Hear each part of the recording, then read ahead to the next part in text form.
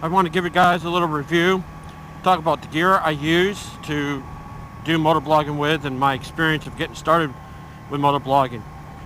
When I first started out riding, I didn't know if I was going to motovlog or not, so I was trying to go on the inexpensive route to experiment, to try with it. So the first camera I decided to go with after doing a review was the SJ4000 camera. It's a great little camera, sub $100 for the unit. The couple issues with it was the fact that it could, if I remember correctly, it only can do 1080 with 30 frames per second and not the 60. And then the other major issue with it was you didn't have a way to hook up an external mic to the unit. You'd have to modify, take the camera apart, solder to the board a jack, an audio jack to the unit, then that would allow you to connect a device, an external mic to it. 3.5 millimeter is what they would have connected to it.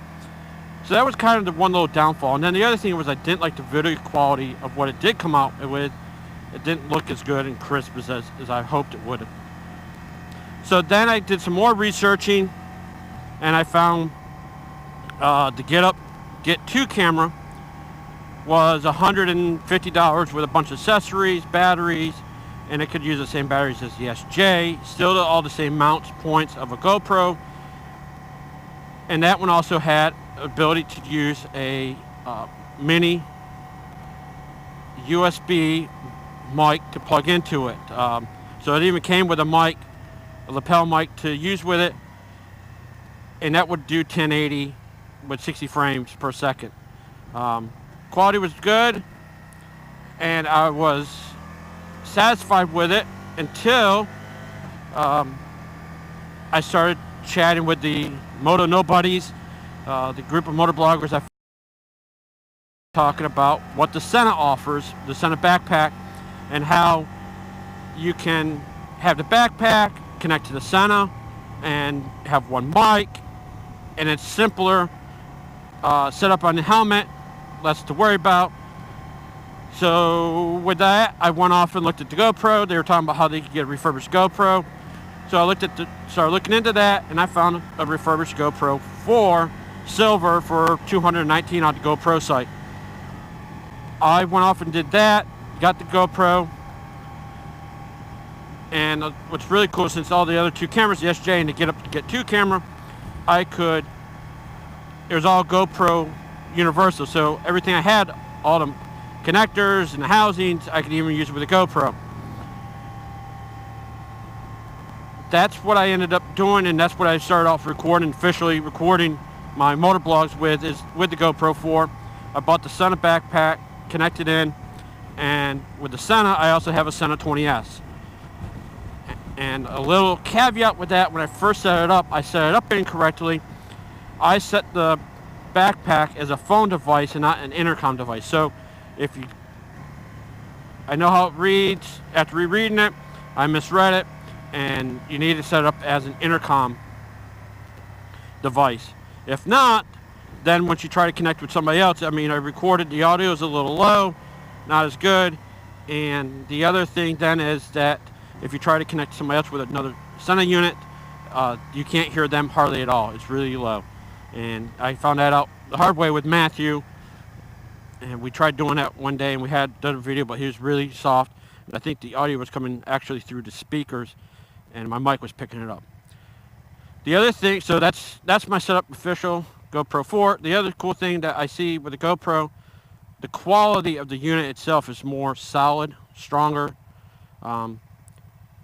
and it's touchscreen.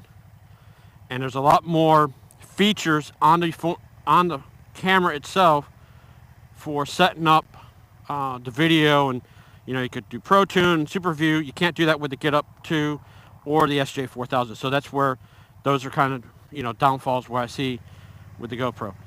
I plan on still using those two cameras as a secondary camera on the bike, maybe a back shot front of the bike, because I do have a RAM mount for a GoPro that I bought, so you can do that as well. So that's where I recommend people that's going to start off and see if you can find a refurbished GoPro on their site or online, and go with the GoPro over the other two as your main camera. That's my experience. And the next thing I'll have to say about with my setup is a 20S. Sena is an awesome device. There are some little quirks with it that I hope they improve in over the years. Is the Bluetooth. I mean, you are doing the Bluetooth intercom with other units, and the distance is not, they say 2 kilometers. I feel that's 2 kilometers if you have people paired. I know Matthew and I have done it. Usually, and people I've connected with, usually get about a quarter mile to half a mile apart, they start to really lose their signal, and the quality, it starts to go. So hopefully over time they fix it, and I think they are.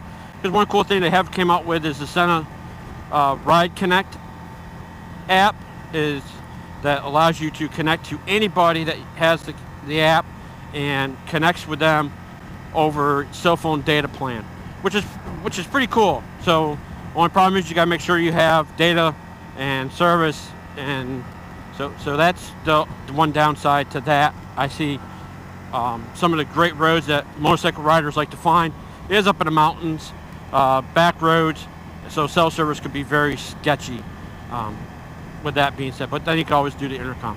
So anyways, that's my setup with on the bike and the audio and recording and the video. That's what I've came up with, and I think that's the best setup.